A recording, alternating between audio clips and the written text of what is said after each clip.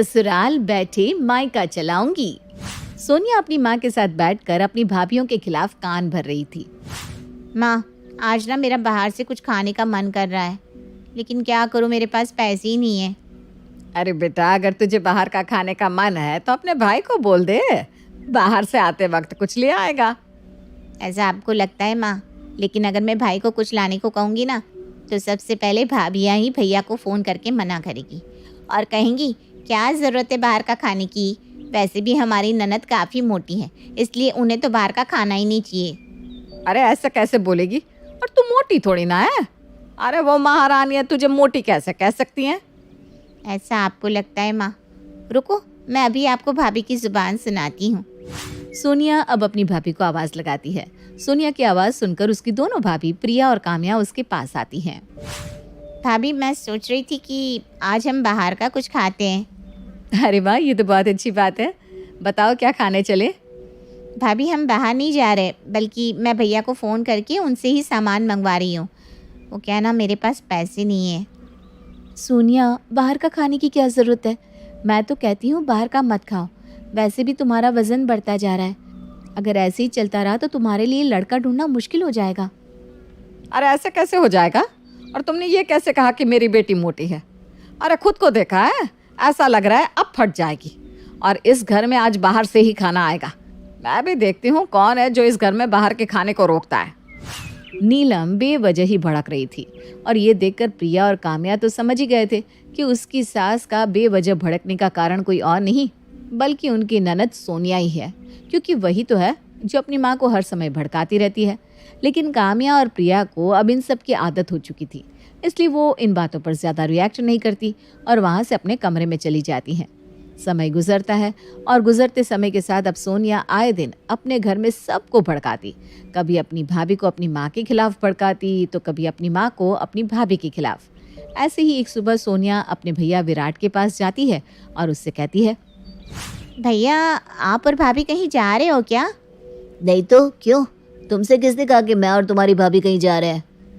भाभी ने, मेरा मतलब है भाभी ने मुझे कहा था कि आप और भाभी कहीं जाएंगे आज रात। अच्छा वो, हाँ सोनिया, आज ऑफिस पार्टी है, सभी कपल होंगे, इसलिए मैंने प्रिया को तैयार होने को कहा है। अच्छा, तभी मैं कहूँ कि भाभी 5,000 की साड़ी क्यों लेकर आई है?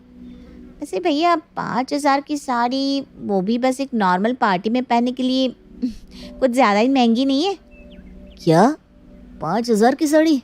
नहीं नहीं सोनिया, तुम्हें कोई गलत फहमी हुई होगी। प्रिया ने 5 नहीं बल्कि 2,000 की साड़ी खरीदी है। नहीं भैया, वैसे मैंने तो गलत नहीं सुना था, पर क्या पता सच में मुझसे गलती हो गई हो।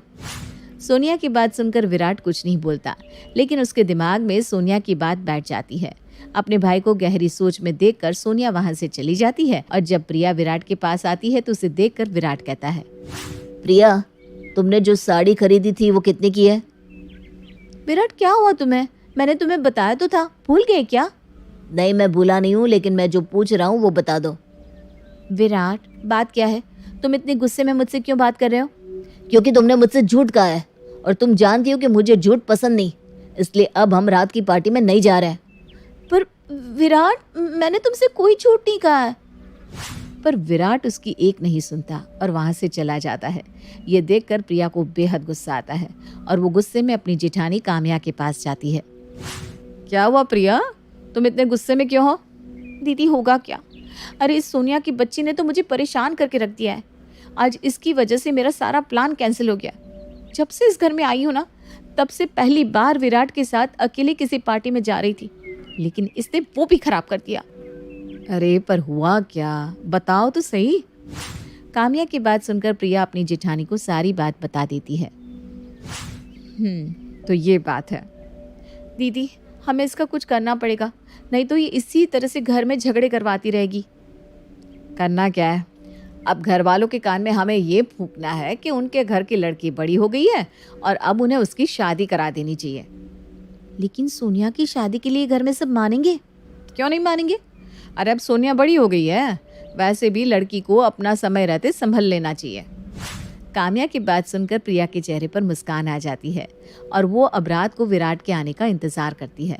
देर रात जब विराट घर आता है तो प्रिया विराट को मनाते हुए कहती है, विराट, वैसे मेरी गलती नहीं है, पर फिर भी अगर तुम्हें ऐसा लग रहा है कि मेरी गलती है तो आई एम सॉरी। पर मैं तुम्हें बता दूं, वो साड़ी सच में महंगी नहीं थी। वो तो बस मैंने दीदी को जलाने के लिए घर में महंगी साड़ी बता दी थी। अब प्रिया की बात सुनकर विराट को एहसास होता है कि उसने कुछ ओवर रिएक्ट कर दिया था, जिसके बाद विराट भी प्रिया से सॉरी कहता है। और इसी का फायदा उठाते हुए प्रिया विराट के कान में सोनिया की शादी की बात बोलकर उसे शादी के लिए मना लेती है। विराट, मैं क्या कह रही थी कि हमारी सोनिया ना बड़ी हो गई है, उसकी उम्र भी हो रही है, क्यों ना हम सोनिया के हाथ पीले कर दें। अब मेरा मतलब है कि हमारी सोनिया सही उम्र में अपने घर को संभाल ले तो कितना अच्छा होगा, नहीं? वैसे बात तो तुम सही कह रही हो, लेकिन अब उसकी शादी के लिए लड़का भी तो देखना होगा।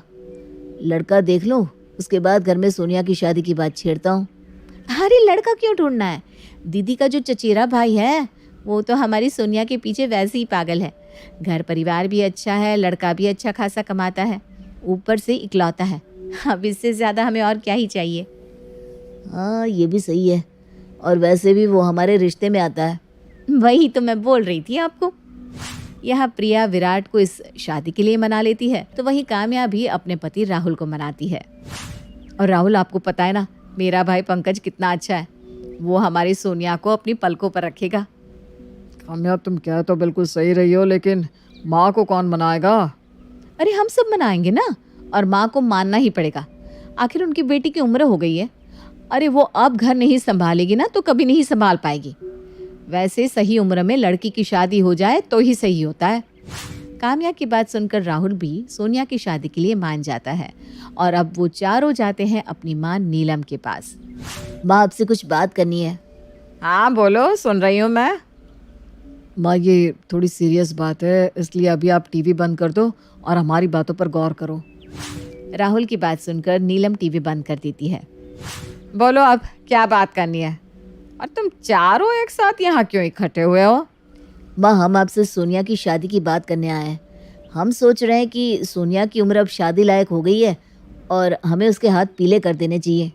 अरे वाह, मेरे बच्चों की सोच मुझसे कितनी मिलती जुलती है।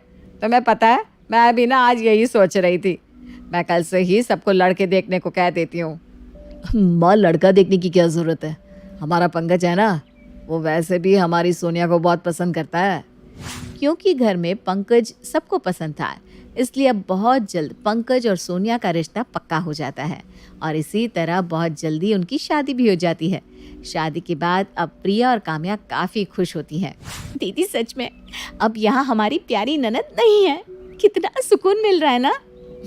बात तो तुम बिल्कुल सही कह रही हो। ऐसा लग रहा है मानो हम किसी शांत सी जगह पर बैठे हैं।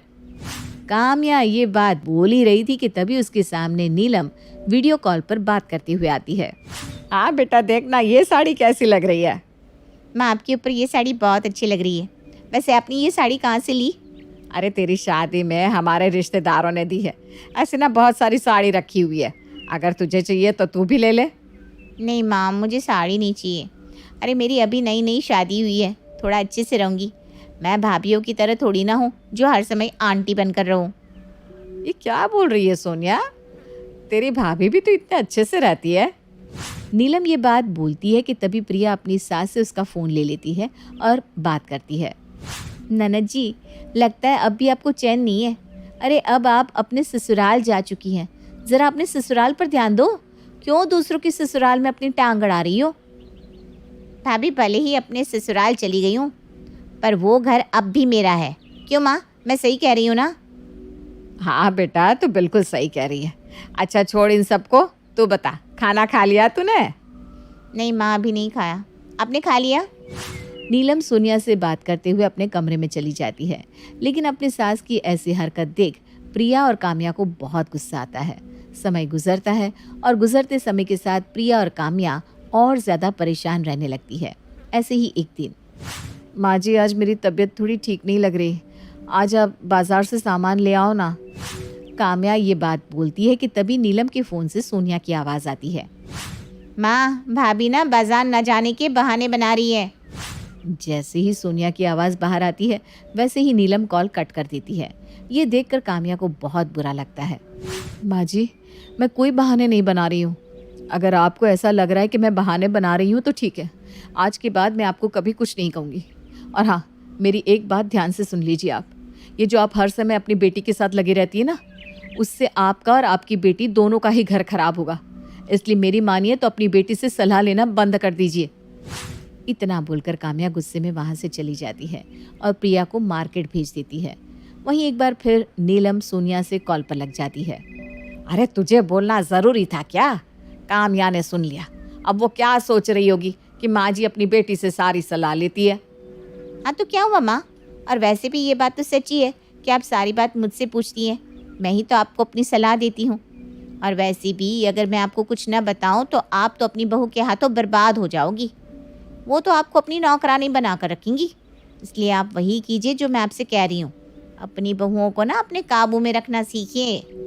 सोनिया अपनी माँ को भड़का देती है, जिसके बाद अब आए दिन नीलम के घर में कलेश होता। ये सब देखकर प्रिया और काम्या काफ़ी परेशान हो जाती हैं।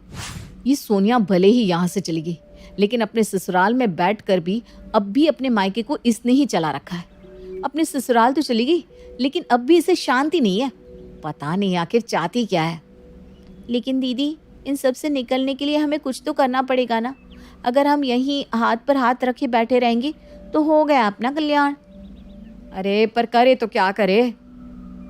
आइडिया दीदी, जैसे माँ जी करती है ना, लगता है हमें भी अब वही चीज़ अपनानी पड़ेगी। मतलब ये कि जैसे माँ जी हर समय अपनी बेटी से लगी रहती है, वैसे ही अब हम अपनी माँ से लगे रहेंगे।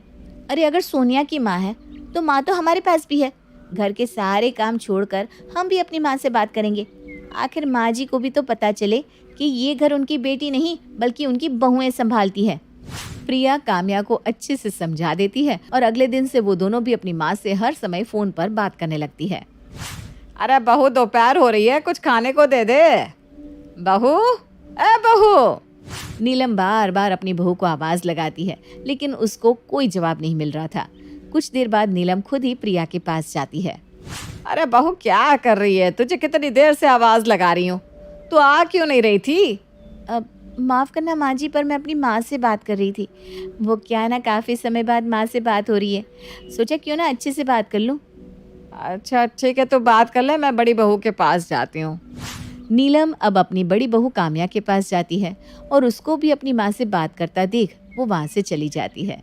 समय गुजरता है और गुजरते समय के साथ अब प्रिया और काम्या अपने घर पर ध्यान ना देकर अपने मायके में ध्यान देने लगती है। ये देखकर नीलम को बहुत गुस्सा आता है और एक दिन वो अपनी बहू से कह देती है, बहू, मैं कितने दिनों से देख रही हूँ, तुम दोनों का ध्यान तुम्हारे ससुराल में है ही नहीं, बल्कि खुद के मायके में है। अरे जब इतना ही मन कर रहा है मायके वालों से मिलने का, तो जाकर मिल लो ना। माँ जी, वो क्या है ना, हम अपने मायके नहीं जा सकते। लेकिन क्यों? अगर हम मायके चले गए तो इस घर का ख्याल कौन रखेगा? अरे रह कर भी कौन सा रख रही हो ख्याल? तुम दोनों हर समय अपनी माँ से बातें करती रहती हो। तुम भूल चुकी हो क्या कि ये तुम्हारा ससुराल है, तुम किसी के घर की बहू हो। अरे अपना घर संभालो ना। क्यों माँ जी, हम अपना ससुराल क्यों देखें? जब आप अपनी बेटी से हर समय बातों में लग सकती है, आपकी बेटी हर समय अपने मायके में बात कर वहाँ का माहौल ख़राब कर सकती है, तो हम अपने मायके बात क्यों नहीं कर सकते? माँ जी, आप जो हमें समझा रही है ना, वही चीज़ आपको समझने की ज़रूरत है। जैसा हमारा ससुराल है, वैसे ही आपकी बेटी यानी सोनिया का भी एक ससुराल है। उसकी सास को भी तो वैसे ही लगता होगा ना, जैसा आपको अभी लग रहा है। प्रिया बिल्कुल सही कह रही है। अरे आपको ज़रा भी एहसास है कि आपकी बेटी वहाँ अपने घर परिवार को संभाल भी रही है या नहीं? आप तो हर समय लग जाती है अपनी बेटी से बात करने में। अरे हमने तो बस अभी 2 ही दिन से बात करना शुरू किया है, लेकिन आप तो अपनी बेटी को छोड़ती नहीं। जिस तरह आपको हमारे मायके में बात करने से दिक्कत हो रही है ना, ठीक उसी तरह सोनिया के ससुराल वालों को भी हो रही होगी। अपनी बहुओं की बात सुनकर नीलम को ये एहसास होता है कि उसकी दोनों बहुएं सही कह रही हैं। बार बार अपनी बेटी से बात करने का नतीजा शायद अच्छा नहीं निकलता और बस इसलिए वो फैसला लेती है। हाँ, तुम सही कह रही हो, शायद मैं ही गलत थी। मैं ही अपनी बेटी से हर समय बात करती थी। मैंने ही उसे इतनी इजाज़त दे दी थी कि वो हमारे घर मामलों में बोले। मुझे ऐसा नहीं करना चाहिए था। अब से मैं सोनिया से बात भी कम करूँगी और उसको अपने घर की चीज़ें भी कम ही बताऊंगी। नीलम की ऐसी बात सुनकर काम्या और प्रिया को बहुत अच्छा लगता है। नीलम भी अपनी जुबान पर टिक जाती है और अपनी बेटी से बात करना कम कर देती है। साथ ही अब नीलम सोनिया को अपने घर के मामलों में भी बोलने नहीं देती। इस तरह से सोनिया भी अपने ससुराल पे ध्यान देना शुरू कर देती है और यहाँ काम्या और प्रिया की परेशानी भी दूर हो जाती है। अगर आपको ऐसी ही सास बहू की इंटरेस्टिंग कहानियाँ देखनी है तो आज ही हमारे चैनल को सब्सक्राइब करें। Thanks for watching.